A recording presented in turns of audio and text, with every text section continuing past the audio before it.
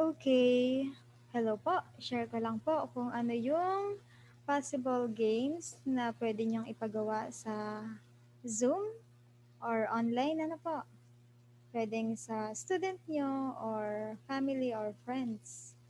Okay. So, ang gagamitin nating games po is Duck Race. Ayan. Search niyo lang po sa Google Duck Race. Wala po siya sa cellphone na po. So, sa mga desktop, laptop lang po siya. So, search natin si Duck Race and alin po dyan ang pipindutin natin? Yung, ayan, Duck Race, Duck Games Online Stopwatch. So, click natin si Online Stopwatch. And, ayan. So, wait lang natin na mag-loading.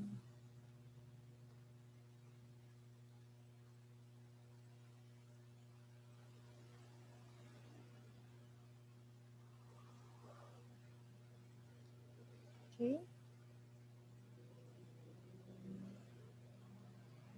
Okay, and ayan na po. So, dito po may timer tayo. So, kayo pong bahalang mamili kung ilang minutes ang gusto nyo. So, ako 1 minute lang para medyo mabilis tayong matapos. 1 minute, 00. Okay. And, yan. Yung number, merong number and participant po dito, yung numbers and names. Yung numbers, kung ilan po yung participants, pwede siya hanggang 100. Ano po? Okay, so since example lang naman po to, nagde-demo lang tayo kung paano niyo siya gagawin, 5 lang ang ilalagay ko. Okay, so 5 lang ang aking participant. And yung names, i-edit natin yung names. Edit list. Ayan, meron ng sample na name dyan agad. So, pwede mong burahin yan and papalitan mo siya ng name na gusto mong ilagay. Halimbawa is Mini, enter, Mike, enter, Rose, Mark, Marvin. Ayan po. So, kunyari, yan yung aking participants and bahala po kayo kung sino-sino yung mga participant po. And click done. After that po, ayan, edit ko na yung name and then yung minute. So, paano siya mag-start? Yung set. Okay, so click natin si set. Ayan, maglo-loading na. So, ayan po yung names na tinype natin kanina. Okay, so paano mag-start? Ayun po, merong start sa tabi ng timer. So, start. Okay.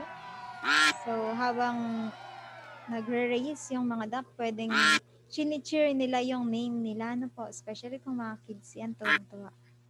Okay, so ipa-cheer mo yung pangalan nila, kung sino yung mananalo. And ikaw, as a host ng game na yan, ng online game, pwede namang cheer mo din sila and sasabihin mo, ina-update mo kung sino yung first na, sino yung nauuna, sino yung humahabol. Okay, halimbawa dito po is, ang nauuna natin is si Mark, humahabol si Mike. Ayan, pumapangalawa si Mike. Ayaw magpatalo ni Mark, dire-diretso pa din siya. Okay, and look at Minnie, humahabol si Minnie kay Mark. So, sino kaya ang ating magiging first, second, and third place? Ayan, meron na lang tayong 5 seconds. Okay, ayan na po. And si Minnie ang nauna. Ako po si Minnie. Okay. So, ang nanalo ay ako.